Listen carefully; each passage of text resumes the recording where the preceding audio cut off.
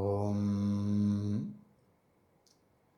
സദാശിവസമാരംഭാം ശങ്കരാചാര്യമധ്യമാം അസ്മദാചാര്യപര്യന്താം വന്ദേ ഗുരുപരമ്പരാം. സകലനിഗമഗീതാം ബ്രഹ്മവിദ്യാം വിശുദ്ധാം നിജഗുരുരമണീഷ്ടാം ശങ്കരാചാര്യകുഷ്ഠാം ദതതി കരുണയായേ പ്രൗഢഗംഭീരവാച. രമണചരണതീർത്ഥാൻ ദേശികാന്താൻ നമാമഃ. ഹൃദയകുഹരമധ്യേ കേവലം ബ്രഹ്മമാത്രം ഹി അഹമഹമിതി സാക്ഷാദാത്മരൂപേണ ഭാതി. ഹൃദി വിഷമനസാ സ്വം ചിന്വദാമജ്ജദാവാ പവനചലനരോധാദാത്മനിഷ്ഠോ ഭവത്വം. ശാരദാ ശാരദാംബോജവദനാവദനാംബുജേ സർവദാ സർവദാസ്മാകം സന്നിധിം സന്നിധിം ക്രിയാത്. യോം തഃ പ്രവിശ്യ മമ വാചമിമാം പ്രസുപ്താം സഞ്ജീവയത്യഖില ശക്തിധരസ്ത്വധാംനാം. അന്യാം ച ഹസ്തചരണശ്രവണത്വഗാദീൻ പ്രാണാൻ നമോ ഭഗവതേ പുരുഷായ തുഭ്യം. ശ്രുതിസ്മൃതിപുരാണാനാം ആലയം കരുണാലയം നമാമി ഭഗവത്പാദം ശങ്കരം ലോകശങ്കരം. ശങ്കരം ശങ്കരാചാര്യം കേശവം ബാദരായണം സൂത്രഭാഷ്യകൃതം വന്ദേ ഭഗവന്തഃ പുനഃ പുനഃ. നമഃ പരമർഷിഭ്യോ നമഃ പരമർഷിഭ്യഃ.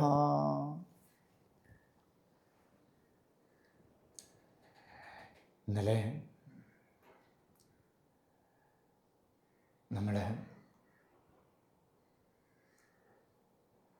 ആരംഭിച്ചു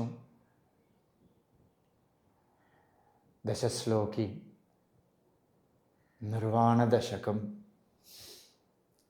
എന്ന കൃതി.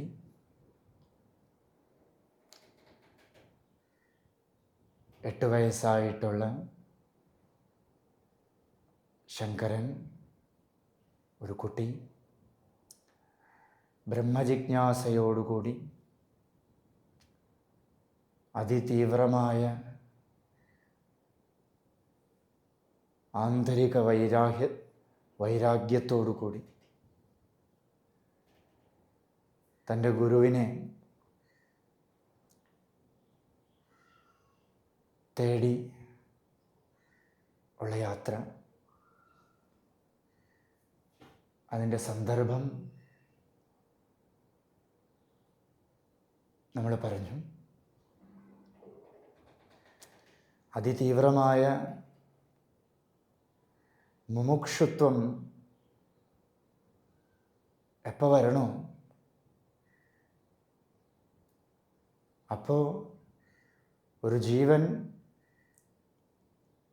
ഈശ്വരൻ്റെ അടുത്തേക്ക് ആകർഷിക്കപ്പെടുന്നു. ഭഗവാൻ രമണ മഹർഷിയെ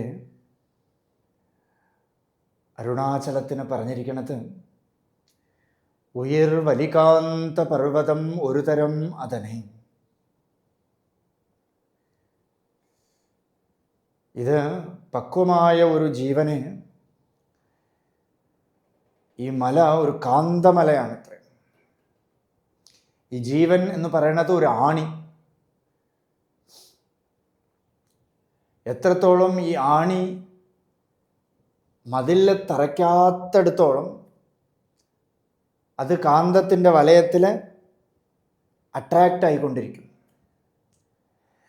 ഒരു മതിലിൽ പോയി തറച്ചാൽ, മതിൽ എന്ന് പറയുന്നത് അറ്റാച്ച്മെൻറ്റ്, ഒരിടത്ത് പോയി സ്റ്റിക്ക് ഓൺ ആയാൽ, അവിടെ ഈശ്വര കൃപ ആകർഷിച്ചാലും അതിന് വിട്ടുപോകാനൊരു മടി. കാരണം ഇവിടെ അറ്റാച്ച്ഡ് ആയിപ്പോയി. ഈ അറ്റാച്ച്മെൻ്റ് ആണ് അജ്ഞാനം. എന്തുകൊണ്ട് അറ്റാച്ച്മെൻറ്റ് വരണമെന്ന് പറഞ്ഞാൽ ദ പ്രൈമൽ ഇഗ്നറൻസ് കൊണ്ട്, മൂലാവിദ്യ കൊണ്ട്. മൂലാവിദ്യ തന്നെ അവിദ്യ. പ്രഥമ അവിദ്യ തന്നെയാണ്, മൂലാവിദ്യ. ആദ്യത്തെ അവിദ്യ എന്ന് പറയണത് ഞാൻ ശരീരം എന്നുള്ള ഒരു നോളജ്. ഞാൻ ശരീരം, എന്നെ ചേർന്നവർ, ഇതൊരു അറ്റാച്ച്മെൻറ്റ്. അല്ലെ, എനിക്ക് ആവശ്യമായിട്ടുള്ളത്, ഇതൊരു അറ്റാച്ച്മെൻറ്റ്. നമുക്ക് ആവശ്യമില്ലാത്തതിന് എന്തെങ്കിലും കേട് സംഭവിച്ചാൽ നമുക്ക് ദുഃഖമില്ല. എപ്പോൾ ദുഃഖം വരണോ? നമുക്ക് ആവശ്യം ഉള്ളത്, നമുക്ക് വേണ്ടതായിട്ടുള്ള വസ്തു നമ്മളെ വിട്ട് പിരിയുമ്പോഴോ, നമ്മളിൽ നിന്നും നഷ്ടമാകുമ്പോഴോ നമുക്ക് അറ്റാച്ച്മെൻറ്റ് ഉള്ളിലെ വേദന കൊണ്ട് തരണം, ദുഃഖം കൊണ്ട് തരണം. എന്ന് വെച്ചാൽ ദുഃഖം സർവം നിറഞ്ഞിരിക്കണം. അതെന്താ നിറഞ്ഞിരിക്കണമെന്ന് പറയാൻ കാരണം, സർവം അനിത്യമിതം. സർവസുഖാനുഭവത്തോടു കൂടി, സർവസുഖത്തോടു കൂടി, സർവസൗകര്യത്തോടു കൂടി ഗൗതമൻ എന്നൊരു കുട്ടിയെ, രാജകുമാരനെ, രാജധാനിയിൽ ഒരു പ്രായം ചെന്ന ഒരാളോ ഇല്ല, വേലക്കാരൊക്കെ ഉണ്ട്, സർവ്വകാര്യങ്ങൾ നോക്കാൻ ആളുണ്ട്. ഒരു ജരാനരകൾ പോലും ഫസ്റ്റ് ഡൈ ഇംപ്ലിമെൻ്റ് ചെയ്തത് ബുദ്ധൻ്റെ സദസ്സിലാണെന്നത്ര. കാരണം എല്ലാവരും ഡൈ അടിക്കാതെ രാജധാനിയിൽ പ്രവേശനമേ ഇല്ല. കാരണം ഈ കുട്ടി നര കൂടെ കാണാൻ പാടില്ല അത്ര. ഏതോ ഒരു ജ്യോത്സ്യനെ പോയി അവർ കണ്ടിരിക്കണു. ആ ജ്യോത്സ്യം പറഞ്ഞിരിക്കുകയാണ്, ഈ കുട്ടി പരമവിരക്തനായിട്ട് വീട് വിട്ട് പ്രവ്രജനം ചെയ്യുമെന്ന് ഒരു ജ്യോതിഷി പറഞ്ഞിരിക്കുന്നു. അതുകൊണ്ട് ഭയന്നിട്ട് എൻ്റെ മകൻ പ്രവ്രജയേത്, അല്ലെ, എൻ്റെ മകൻ സന്യാസിയാവുമെന്ന് ഭയന്നുകൊണ്ട് എല്ലാത്തിനെയും പൊത്തിവെച്ചു, എല്ലാ തരത്തിലുള്ള പഴുതുകളും ഒക്കെ അടച്ചു. എന്നാലും ഈ കൃപാശക്തി ഏതോ ഒരു ഡ്രൈവറുടെ രൂപത്തിൽ, അല്ലേ, കുട്ടി ജനിച്ചു, കല്യാണം കഴിച്ചു, കുട്ടി ജനിച്ചു, ഇനിയൊന്ന് പുറമേ ലോകം ഒന്ന് കാണിക്കാം, ഇൻസ്ട്രക്ഷനോടുകൂടി വിട്ടു. പക്ഷേ ആ ഡ്രൈവർ എന്തൊക്കെ ഇൻസ്ട്രക്ഷൻ കൊടുത്തോ ആ ഇൻസ്ട്രക്ഷൻ ഒന്നും മറന്നു പോയിട്ട് ആ ഡ്രൈവർ കൃപയുണ്ട് എല്ലാം പറഞ്ഞു കൊടുത്തു അത്രേ. മരണത്തിന് കാണിച്ചു കൊടുത്തു, വ്യാധി കാണിച്ചു കൊടുത്തു, ഭിക്ഷ എടുക്കണ ആളെ കാണിച്ചു കൊടുത്തു, സന്യാസിയെ കാണിച്ചു കൊടുത്തു, ആ കുട്ടിക്ക് പരിഹാരത്തെ കാണിച്ചു കൊടുത്തു, വേദനയും കാണിച്ചു കൊടുത്തു, പരിഹാരത്തിനെയും കാണിച്ചു കൊടുത്തു. അപ്പോൾ കുട്ടി പറയാണ്, ഇതം സർവം അനിത്യം. ഇവിടെ മുഴുവൻ അനിത്യമാണ്, ഈ ലോകം മുഴുവൻ അസുഖമാണ്. ഗീതയിൽ ഭഗവാനെ ഉപദേശിക്കുന്നത് അതാണ്, അനിത്യം അസുഖം ലോകം. അർജുന, ഈ ലോകത്തെ നീ ആശ്രയിച്ചോളൂ, ഇത് അസുഖമാണ്, ഇത് അനിത്യമാണ്. നിത്യം നിന്റെ സ്വരൂപമാണ്. നിത്യം സർവഗതം സുസൂക്ഷ്മം തദവ്യയം യത് ഭൂതയോനിം പരിപശ്യന്തി ധീരാഹ. ധീരന്മാർ എന്ത് ചെയ്യണു? ആ നിത്യമായിട്ടുള്ള പൊരുളിനെ മാത്രം കണ്ടിട്ട് ശാന്തനായിട്ടിരിക്കണം. ധീരൻ എന്ന് പറഞ്ഞാൽ ബുദ്ധി, ധീഹി ഇത് ബുദ്ധി എന്നർത്ഥം, അല്ലാതെ ധൈര്യം ഒന്നുമല്ല. ധീരത എന്ന് പറഞ്ഞാൽ നല്ല ബുദ്ധിമാനായവൻ എന്ത് ചെയ്യണു? അവൻ്റെ ഉറവിടത്തിനെ അറിഞ്ഞ്, അവൻ്റെ സ്വരൂപത്തെ അറിഞ്ഞ്, നിത്യത്തിനെ അറിഞ്ഞിട്ട് അവൻ ശാന്തമായിട്ടിരിക്കണം. ഇതാണ് വ്യത്യാസം. ലൗകിക ജീവിതത്തിൽ അനിത്യത്തെ അറിഞ്ഞ് അശാന്തമായിട്ടിരിക്കണം. നമ്മൾ അറിഞ്ഞുകൊണ്ടേയിരിക്കണു, അപൂർണത്തെ ആയിക്കൊണ്ടേയിരിക്കണു, പൂർണ്ണമല്ലാതായിക്കൊണ്ടേയിരിക്കണം, അല്ലേ? വെളിയിലൊക്കെ നമ്മൾ തേടണത് അപൂർണതയാണ്. എന്ന് വെച്ചാൽ ഇന്നലെ വരെ നമ്മൾ തേടിയത് ഇതല്ല, ഇതിനേക്കാളും ഇത് മായ. ഈ തോന്നലുണ്ടല്ലോ, ഇത് ഭ്രമ.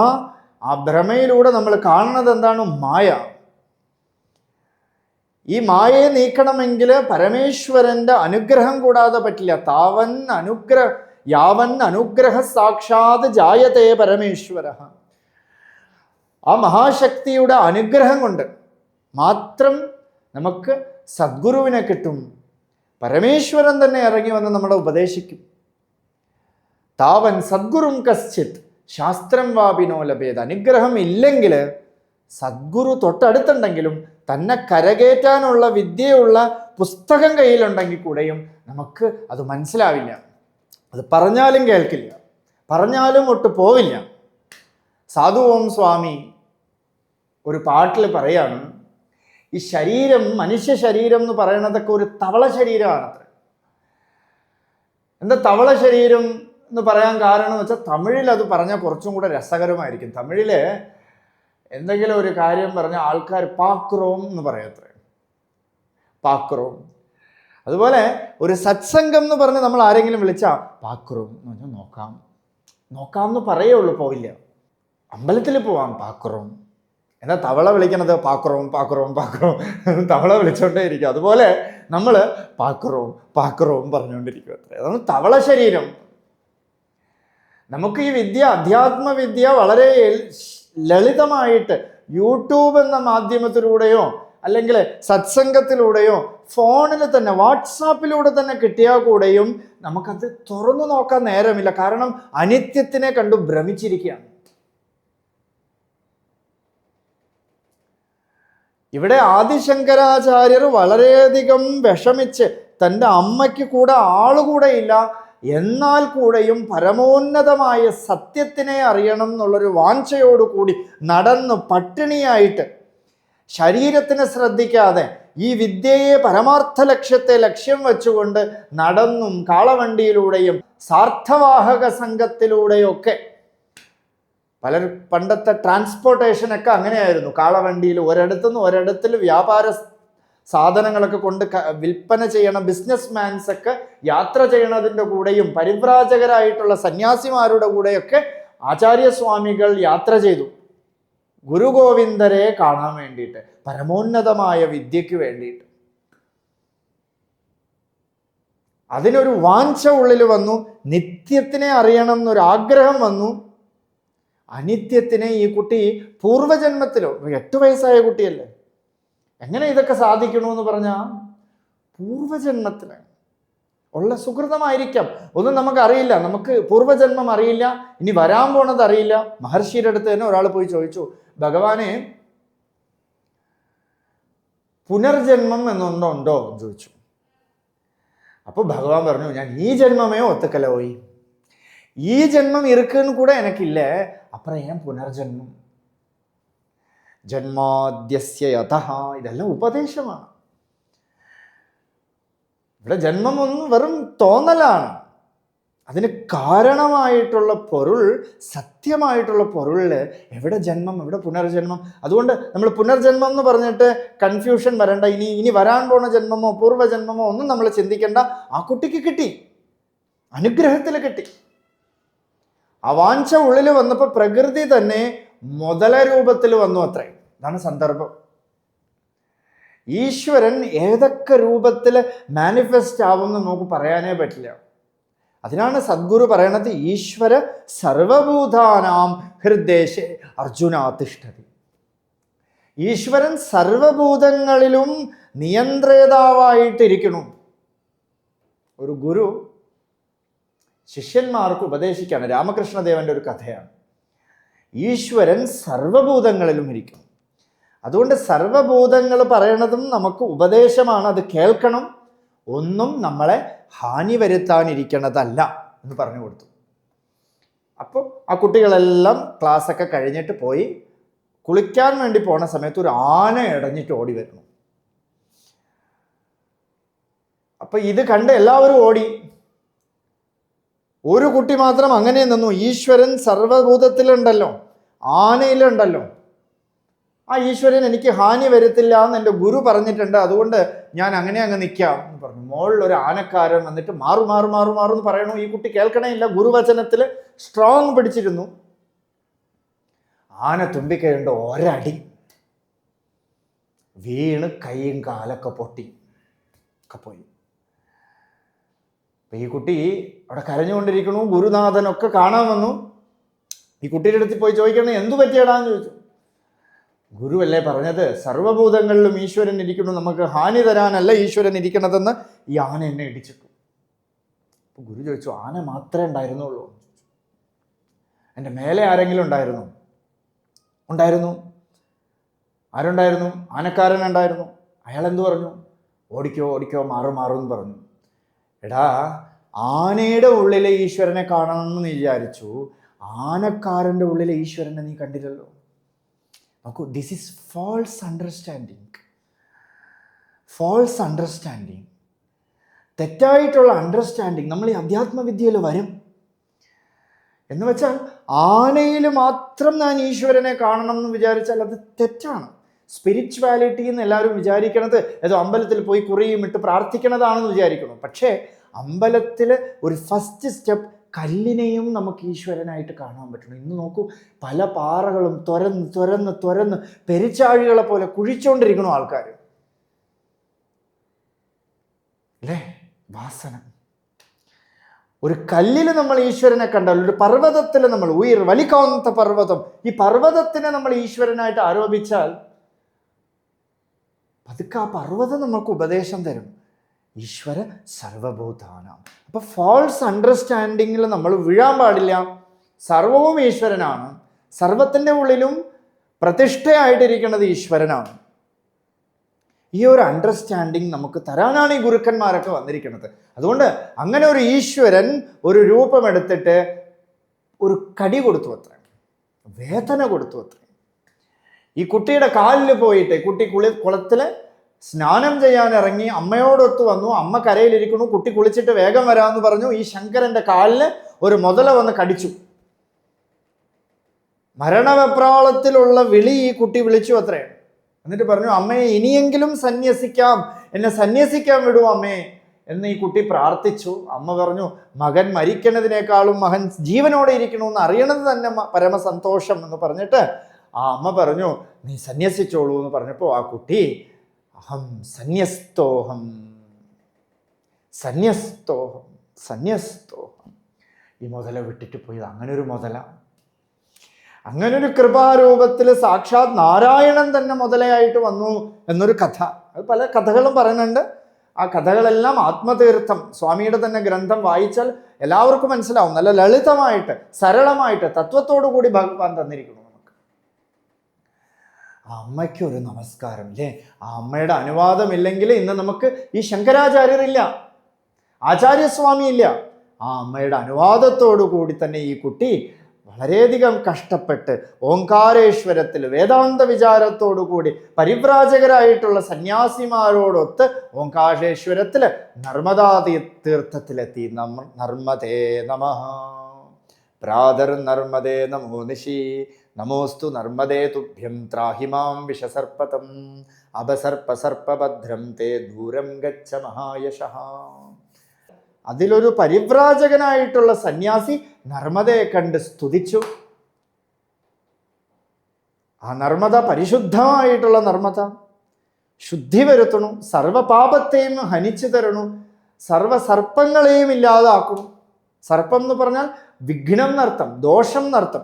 ആ ദോഷത്തെ മുഴുവൻ ദൂരീകരിക്കുന്നു ആയിട്ടുള്ള നർമ്മദയെ കണ്ടു. ആ നർമ്മദയുടെ തീരത്ത് ഓംകാരേശ്വരത്തില് വലിയൊരു ഗുഹയ്ക്കകത്ത് ഗുരുഗോവിന്ദരിക്കണമെന്നറിഞ്ഞ് ഈ ശങ്കരൻ ഗുരുവിൻ്റെ പാദം തേടിയിട്ട് ഗുരുപാതുകാഭ്യാം സ്മരാമി നിത്യം. അതുള്ളില് ഋഷികേശത്തിൽ ഇരുന്നപ്പോൾ പ്രവഹിച്ച ഒരു എഴുത്ത്. അത് കവിയൊന്നും അല്ലാത്തതുകൊണ്ട് ഉള്ളിലത് പ്രവഹിച്ചു. അതിന് ശരിയോ തെറ്റോ വൃത്തമോ ഒന്നും എനിക്കറിയില്ല. ഉള്ളിൽ പ്രവഹിച്ചു അങ്ങനെ. ഗുരുപാതുകാഭ്യാം സ്മരാമി നിത്യം. ഗുരുവിൻ്റെ പാദത്തെ സ്മരിച്ചു കൊണ്ടുള്ള യാത്ര, അതൊരു സാക്ഷാത്കാരം. അങ്ങനെ ഈ ഗുരുവിൻ്റെ അടുത്ത് പോയി ഈ കുട്ടി, തേജോമയമായിട്ടുള്ള കുട്ടികൾ അടുത്തിരുന്ന ഒരു ഗുരുകുലം പോലെ സന്യാസിമാരൊക്കെ ജ്ഞാനനിഷ്ഠമായിട്ട് ശാന്തചിത്തരായിട്ട് അങ്ങനെ ഇരിക്കുന്നത് കണ്ടു. ഈ കുട്ടിക്ക് സമാധിസ്ഥിതി ഏർപ്പെട്ടു. കുട്ടി പതുക്കെ അടുത്തേക്ക് വന്നു. ഗുരുഗോവിന്ദര മുമ്പിൽ സാക്ഷാത് പരമേശ്വരൻ മൗനത്തിലിരിക്കുന്നതായിട്ടുള്ള സങ്കല്പത്തിൽ ധ്യാനനിരതമായിട്ട് സമാധിനിരതനായിട്ടിരിക്കുന്ന തൻ്റെ ഗുരുവിനെ കണ്ടിട്ട് ആ ഗുരുവിൻ്റെ മുന്നിൽ പോയി നമസ്കാരം ചെയ്ത് തദ്വിദ്ധി പ്രണിപാതേന പരിപ്രശ്നേന സേവയാ. ഏതൊരു ദൂതനാണോ ഒരു മെസ്സേജ് കൊടുത്തത്, തൻ്റെ നാട്ടിൽ വന്നിട്ട് തൻ്റെ ഗുരു ഒരു ദൂതനെ അയച്ചു. ആ ദൂതൻ ആരാന്ന് വെച്ചാൽ അഗസ്ത്യനായിരുന്നു എന്ന് തന്നെ പറയണു അത്രേ. അഗസ്ത്യോ ഭഗവാനേശഃ മുനീനാം പ്രഥമോ ഗുരുഃ ഔദാര്യേണ വഗച്ഛാമി നിദാനം തപസാം ഇമം. അന്ന് ആ പൊക്കം കുറഞ്ഞ ഹ്രസ്വമായിട്ടുള്ള ഒരു സന്യാസി വര്യൻ തൻ്റെ ഗുരു തന്നെ കാത്തിരിക്കണമെന്ന് ദൂതൻ വേഷത്തിൽ വന്നത് അഗസ്ത്യൻ തന്നെ എന്ന് പിൽക്കാലത്ത് ആചാര്യസ്വാമികൾ തന്നെ പറയണു. അത് അഗസ്ത്യനാണ് വന്നിരിക്കുന്നത്. നോക്കൂ, നമ്മൾ ഈ അഗസ്ത്യന്റെ കാലവും ഇതൊന്നും കണക്ട് ചെയ്യാനേ പാടില്ല. ഇപ്പൊ ത്യാഗരാജസ്വാമികൾക്ക് നാരദ മഹർഷി തന്നെ സ്വരാർണവം എന്നൊരു ഗ്രന്ഥം കൊടുത്തു എന്നൊരു കഥയുണ്ട്. അദ്ദേഹത്തിന് വലിയ സന്ദേഹം വന്നു. ഉപദേശിക്കാൻ നാരദൻ, സാക്ഷാത് നാരദൻ, നാരം ദദാതീതി നാരദ, നാരദ മഹർഷിയുടെ കാലഘട്ടവും ഇതും കൂടെ നമ്മൾ കണക്ട് ചെയ്യാനേ പാടില്ല. ഇവരൊക്കെ പല രൂപത്തിൽ, യോഗികൾക്കൊക്കെ ഏത് കാലത്തിലും വരാം, ഇന്നും ജീവിച്ചിരിക്കണം. ചിരംജീവി എന്ന് നമ്മൾ പറയണത് ഏത് ശരീരത്തിൽ വേണമെങ്കിലും ഒക്കെ അവർക്ക് വരാം. അത് വേറെ വിഷയം, അത് യോഗസാധനമായിട്ടുള്ള വിഷയം. അത് നമുക്ക് വിഷയമേ അല്ല, അതിനെപ്പറ്റി ക്വസ്റ്റ്യനേ വേണ്ട. നമുക്ക് ജ്ഞാനമാണ് പ്രധാനം, നമുക്ക് ശാന്തിയാണ് പ്രധാനം. അതുകൊണ്ട് ആ ശാന്തചിത്തനായിട്ടുള്ള ഗുരുവിൻ്റെ അടുത്ത് വീണ് നമസ്കരിച്ചുകൊണ്ട് ഗുരുവിൻ്റെ അടുത്തുള്ള നമസ്കാരം എന്താന്ന് വെച്ചാൽ ഒരു എക്സസൈസേ അല്ല എന്നത്രേ. മഹർഷി പറയണു, ഈ എക്സസൈസേ അല്ല നമസ്കാരം. നമസ്കാരം എന്ന് പറയണത് നമ എന്ന വാക്ക് ശരണാഗതി എന്നർത്ഥം. ടു ബി അവൈലബിൾ ടു ഗുരു. നമ്മുടെ ഗുരുനാഥൻ കൂടെ പറയണത്, നമ്മുടെ സ്വാമി കൂടെ പറയണത് അതാണ്. ബി അവൈലബിൾ ടു ഗുരു. എന്താ അവൈലബിൾ ടു ഗുരു എന്ന് പറഞ്ഞാൽ ഗുരു പറയണത് എന്താണോ അതിനെ ചെയ്യല്. ഗുരുവിനെ സേവ എന്ന് പറഞ്ഞാൽ ഏതോ കട്ടിൽ മടക്കി വെക്കല്, ഗുരുവിന്റെ പാദപൂജ ചെയ്യല്, ഇതൊന്നുമല്ല. ഗുരുവിന്റെ സേവ എന്താണെന്ന് കുഞ്ചുസ്വാമി വ്യക്തമായിട്ട് പറയുന്നുണ്ട്. കുഞ്ചുസ്വാമി ഗുരുസേവയെക്കുറിച്ച് ഒരു സ്വാമി വന്നിട്ട് കുഞ്ചുസ്വാമിക്ക് ഉപദേശിച്ചു അത്ര. പലതരത്തിലുള്ള സേവയുണ്ട്, ദാസ്യ സേവയുണ്ട്. ഗുരു പറയണ, ശാസ്ത്രം പറയണതിനെ ആചരിക്കുന്നത് ഒരു സേവയാണ്. അത് മഹർഷിയെ കുഞ്ചുസ്വാമിയുടെ അടുത്ത് പറഞ്ഞിരിക്കുന്നത് ഇതാ ഗുരുസേവ. ആരൊക്കെയോ മഹർഷിയുടെ കട്ടിലൊക്കെ വൃത്തിയാക്കി വെക്കണു, തുണിയൊക്കെ മടക്കി വെക്കണു. ഇത് കണ്ടിട്ട് കാലത്ത് എണീറ്റ് പോയിട്ട് ഭഗവാന്റെ റൂമൊക്കെ വൃത്തിയാക്കാൻ നോക്കിയപ്പോൾ എന്നെ പണ്ടേന്ന് ചോദിച്ചു ഭഗവാൻ. ഭഗവാൻ വന്ന് ചോദിച്ചു, എന്നെ പണ്ടേൻ, നീ എന്ത് ചെയ്യണമെന്ന് ചോദിച്ചു. അല്ല ഭഗവാനെ, ഞാൻ ഗുരുസേവ പണ്ടേൻ ഭഗവാനെ, ഞാൻ ഗുരുസേവ ചെയ്യണു ഭഗവാനെ എന്ന് പറഞ്ഞു. അപ്പൊ പറഞ്ഞു, ഇതുവാ ഗുരുസേവ. ഗുരുസേവയെങ്കരുത് ആത്മവിചാരം പോയി. ആത്മവിചാരം ചെയ്യൽ തന്നെയാണ് ഗുരുസേവ. ഗുരുവിനോട് നമ്മൾ ചെയ്യേണ്ട ഭക്തി എന്താന്ന് പറഞ്ഞാൽ ഗുരു കാണിച്ചു തന്ന പൊരുളായിട്ട് നമ്മൾ ഇരിക്കുക. അതിൽ നിന്നും വ്യതിചലിക്കാതെ ഗുരുവിൻ്റെ പാദത്തിൽ, അല്ലേ, ഒരു മരത്തിൻ്റെ ചുവട്ടിൽ ഇരുന്നാൽ എങ്ങനെ തണല് കിട്ടുമോ അതുപോലെ ഗുരുവിൻ്റെ പാദത്തിൽ ഇരുന്നാൽ ആ തണലിൽ തന്നെ ഇരിക്കല്. ആ ഗുരുസേവ തന്നെയാണ്. ഏകനാഥ സ്വാമിയുടെ കഥയിലും പറയും. ജനാർദ്ദന സ്വാമികൾ എന്ന് പറഞ്ഞ് അദ്ദേഹത്തിൻ്റെ ഗുരു പലതരത്തിലുള്ള വിഷൻസ് ഒക്കെ ശിഷ്യന് കൊടുക്കാം. ഇത്ര കാലമായിട്ട് സേവ ചെയ്യല്ലേ എന്ന് പറഞ്ഞപ്പോൾ ഈ വിഷനൊക്കെ തൂക്കി എറിഞ്ഞിട്ട് ഗുരുപാദത്തിൽ മാത്രം ആശ്രയിച്ചു. എന്നാൽ ഗുരു എന്ന വ്യക്തി, അല്ലേ, ഒരു ഫോം വെളിയിലുണ്ടല്ലോ, ഈ ഫോമിൽ നമ്മൾ അറ്റാച്ച്ഡ് ആവാനും പാടില്ല. വലിയ കാര്യമാണ് കേട്ടോ. നമുക്ക് പതുക്കെ എല്ലാവർക്കും ഒരു ഹീറോ വർഷിപ്പ് വരും. അതെല്ലാവരുടെ ജീവിതത്തിലും കാണും. ഇപ്പം ശങ്കരാചാര്യർക്ക് ഒരു ഹീറോ വർഷിപ്പ് എല്ലാവർക്കും ഉണ്ടാവും. ഒരു രാമനെ തന്നെ നമുക്ക് ഹീറോ വർഷിപ്പായിട്ട് പലയിടത്തും പല സാഹചര്യത്തിൽ കാണാൻ പറ്റും. ദശരഥനുണ്ട്. അതുകൊണ്ടാണ് ഭരതൻ വന്നാൽ പ്രശ്നമാവും എന്ന് പറഞ്ഞിട്ട് രാമനെ പട്ടാഭിഷേകം ചെയ്യണം. അത് മുന്നത്തെ ഓരോ കഥകളും ഒക്കെ ഇതിൽ കണക്റ്റഡ് ആയി വരുന്നുണ്ട്. അതുപോലെ പലർക്കും ലക്ഷ്മണനുണ്ട്. സ്വന്തം അച്ഛനെ പോലും മറന്നുപോയിട്ട് തൻ്റെ ബ്രദറിനോടുള്ള, തൻ്റെ ഭ്രാതറിനോടുള്ള, തൻ്റെ ജ്യേഷ്ഠനോടുള്ള ഒരു അതീവ സ്നേഹം, ഒരു ഹീറോ വർഷിപ്പ്. അച്ഛനെ പോയി അടിക്കാമെന്ന് പറഞ്ഞു അത്രേ. അച്ഛനെ വേണമെങ്കിൽ ഞാൻ തല്ലു കൊടുക്കാം എന്ന് പറഞ്ഞു അത്രേ. എന്താ അതെന്ന് പറഞ്ഞാൽ ഹീറോ വർഷിപ്പ്, അല്ലേ? അപ്പോൾ അതും പാടില്ല. ഗുരുവിൻ്റെ ചരണം മാത്രമേ കാണാവൂ. ഗുരുവിൻ്റെ ചരണം എന്ന് പറഞ്ഞത് ഗുരു സഞ്ചരിച്ച വഴി. ആ വഴിയിലൂടെ എന്ന് വെച്ചാൽ ഗുരു സഞ്ചരിക്കുന്നത് ഏത് വഴിയിലൂടെയാണ്? ശാസ്ത്രത്തിലൂടെ. ശാസ്ത്രയോനിത്വാത് എന്ന് പറഞ്ഞാൽ ശാസ്ത്രത്തിലൂടെ നമ്മൾ എന്ത് കാണണോ, അല്ലേ? ഉപനിഷത്തിലൂടെ നമ്മൾ കാണുന്നത് സ്വാത്മാനുഭൂതിയാണ്. ഭഗവത്ഗീതയിലൂടെ കാണുന്നത് നമ്മുടെ അനുഭൂതിയാണ്, നമ്മുടെ രസത്തെയാണ്, നമ്മുടെ സ്വരൂപത്തെയാണ്. ആ സ്വരൂപത്തെ മാത്രം കാണല്. അതുപോലെ ആ ഗുരുവിൻ്റെ പാദത്തിൽ പോയി നമസ്കാരം ചെയ്ത് ആ ഗുരു അങ്ങോട്ട് എണീറ്റ് കണ്ണ് തുറന്ന് നോക്കിയപ്പോൾ നിർമ്മലമായിട്ടൊരു രൂപം, ഒരു കുട്ടി, ഒരു തേജസ്വിയായിട്ടുള്ളൊരു കുട്ടി, ഒരു പ്രകാശവത്തായിട്ടുള്ള ചൈതന്യവത്തായിട്ടൊരു കുട്ടി തൻ്റെ മുന്നിലിരിക്കണു. അതീവ വാഞ്ചയോടെ, ബ്രഹ്മജിജ്ഞാസയോടുകൂടി. അഥാതോ ബ്രഹ്മജിജ്ഞാസ. അപ്പോൾ സാധാരണമായിട്ട് ഒരാൾ ചോദിക്കുകയാണ് നമ്മളടുത്ത്, നീ ആരാണ്? കസ്ത്വം ശിശോ എന്ന് ഗുരു ഗോവിന്ദർ ചോദിച്ചപ്പോൾ, ഞാൻ കേരളത്തിൽ നിന്ന് വരുന്നു, നടന്നു വരുന്നു, ബുദ്ധിമുട്ടിയിട്ടാണ് വന്നത്, ഞാൻ കാളവണ്ടിയിലാണ് വന്നത്, ഞാൻ വളരെയധികം കഷ്ടപ്പെട്ടിട്ടാണ് ഇവിടെ എത്തിയത് എന്നൊന്നും പറഞ്ഞില്ല. അല്ലെങ്കിൽ ഞാൻ ശിവഗുരുവിൻ്റെ മകനാണ്, എൻ്റെ ആധാർ കാർഡ്, എൻ്റെ കോപ്പി ഇല്ലേ, വല്ല ആശ്രമത്തിലൊക്കെ ഇപ്പോൾ പോയാൽ ആധാർ കാർഡ് വേണം, കോപ്പി കാണിക്കണം, ഒക്കെ കാണിച്ചാലേ ഒരു സാധുവിന് പോലും നിൽക്കാൻ പറ്റുള്ളൂ. ഒരു എയർപോർട്ടിൽ പോയാൽ കൂടെയും ഇല്ലേ, പേപ്പേഴ്സിനോടാണ്. നമ്മുടെ സ്വാമി തന്നെ പറയും, ദേ ആൾ ആർ സീക്കിംഗ് പേപ്പർ, എവിഡൻഷ്യൽ, അനിത്യമായ വസ്തുക്കളെ നോക്കിയിട്ട് നമുക്ക് വിലയിരുത്തണം അല്ലേ, നമ്മളെ വിലയിരുത്തണം. അവിടെ പോയിട്ട് വേദാന്തമൊന്നും ഫലവത്താവുകയില്ല. അവിടെ പ്രൂഫ് വേണം. അതുകൊണ്ട് ഈ കുട്ടി ആ പ്രൂഫൊന്നും കാണിച്ചില്ല. ഈ കുട്ടി എന്തു പറഞ്ഞു? സ്വാനുഭൂതിയെ അങ്ങോട്ട് പ്രവഹിച്ചു. ഒരു ഗംഗാപ്രവാഹം അങ്ങോട്ട് നടന്നു, ജ്ഞാനഗംഗാപ്രവാഹം ഗുരുവിൻ്റെ മുമ്പിൽ. ഗുരുവിൻ്റെ പാദ കഴുകിയത് സ്വാനുഭൂതി കൊണ്ട്. നോക്കൂ എങ്ങനെ, എന്ത് നല്ല രസം. ഗുരുവിൻ്റെ പാദത്തെ കഴുകണത് സ്വാനുഭൂതി കൊണ്ട്. സ്വാനുഭൂതി കൊണ്ട് ഗുരുപാദത്തെ കഴുകലാണ് വേണ്ടത്. അതാണ് ഗുരുഭക്തി. ഗുരു ചരണാംബുജ നിർഭര ഭക്തി. അവിടെ ഒന്നും പറയാനില്ല, ഒന്നും കേൾക്കാനില്ല. നാരായണ ഗുരുസ്വാമി രമണ മഹർഷിയെ കാണാൻ പോയൊരു സന്ദർഭമുണ്ട്. ആ മല കയറി സ്കന്ധാശ്രമത്തിൽ രമണ മഹർഷിയെ കാണാൻ വേണ്ടി പോയ സമയത്ത് മഹർഷി ഒന്നും മിണ്ടിയില്ല, നാരായണ ഗുരുസ്വാമിയും ഒന്നും മിണ്ടിയില്ല. രണ്ടുപേരും മൗനത്തിലിരുന്നു, കണ്ണിൽ മാത്രം ഐ കോണ്ടാക്ട് മാത്രം ഇരുന്നു. എന്നിട്ട് അവിടെ നിർവൃതി പഞ്ചകം എന്നൊരു കൃതി ആ മരത്തിൻ്റെ മൂട്ടിൽ, ആ മരത്തിൻ്റെ ചുവട്ടിൽ ഇരുന്നിട്ട് എഴുതി വെച്ചിട്ട് പോയത്രേ. ആ കൃതിയാണ് നിർവൃതി പഞ്ചകം. കോ നാമദേശ കാ ജാതി പ്രവൃത്തിക്ക് കിയത് വയ ഇത്യാദി വാതോപരതി യസ്യ തസ്യൈവ നിർവൃതി. ആർക്കാണോ എവിടുന്ന് വന്നു, നീ ആര്, ഏത് ദേശത്തുനിന്ന് വന്നു, നീ എന്ത് ജാതി, അല്ലേ, ഇതെല്ലാം നമുക്ക് അഭിമാനത്തെ ഉണ്ടാക്കണതാണ്.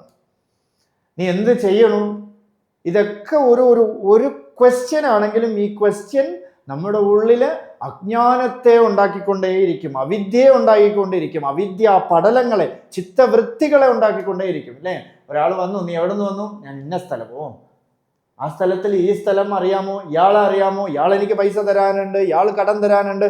ഒരു ചെറിയ ടോക്കിൽ നിന്നും എവിടേക്കോ വേവറായിട്ട് പോകും നമ്മൾ, അല്ലേ. അതുകൊണ്ട് ഈ ടോക്ക് ആരിൽ കാണാതിരിക്കണോ, യസ്യ തസ്യൈവ നിർവൃതി, അവൻ ശാന്തനാണ് എന്ന് പറയണു. അതുകൊണ്ട് ഗുരുഗോവിന്ദർ ചോദിക്കാണ്, കസ്ത്വം ശിശോ, നീ ആരാണ് ശിശു, നീ ആരാണ്, നീ എവിടെ നിന്ന് വരണു, നിനക്ക് എന്താ വേണ്ടത് ഗുരു ചോദിക്കുമ്പോൾ ഈ കുട്ടിയുടെ ഉത്തരം, ന ഭൂമിർന തോയം ന തേജോ ന വായു ന ഖം നേന്ദ്രിയം വാ ന തേഷാം സമൂഹ അനൈകാന്തികത്വാദ് സുഷുപ്തൈകസിദ്ധഃ തദേകോ വശിഷ്ഠ ശിവകേവലോഹം. സ്വാനുഭൂതി പ്രകാശം തന്നെ പ്രകാശിപ്പിച്ചു. അങ്ങനെ 10 ശ്ലോകങ്ങൾ അങ്ങോട്ട് പ്രവഹിച്ചു. ഓരോ ശ്ലോകമായിട്ട് നമുക്ക് വിചാരം ചെയ്തു പോകാം. നമുക്കൊരു സന്ദർഭം നമ്മൾ പറഞ്ഞു തന്നേ ഉള്ളൂ. ഈ സന്ദർഭമൊക്കെ എവിടെങ്കിലൊക്കെ ഒരു കണക്ഷൻ വന്നിട്ട് നമ്മുടെ ജീവിതത്തിലും കൂടെ നോക്കുക. ആ കണക്ഷൻ ഗുരുവിൻ്റെ പാദത്തെ ആശ്രയിച്ചുകൊണ്ട് നമുക്ക് ഈ ദശശ്ലോകി വിചാരം നാളെയിലിരുന്ന് ആരംഭിക്കാം. തുടർന്ന് നമുക്ക് നാളെ കാണാം. അരുണാചല ശിവ.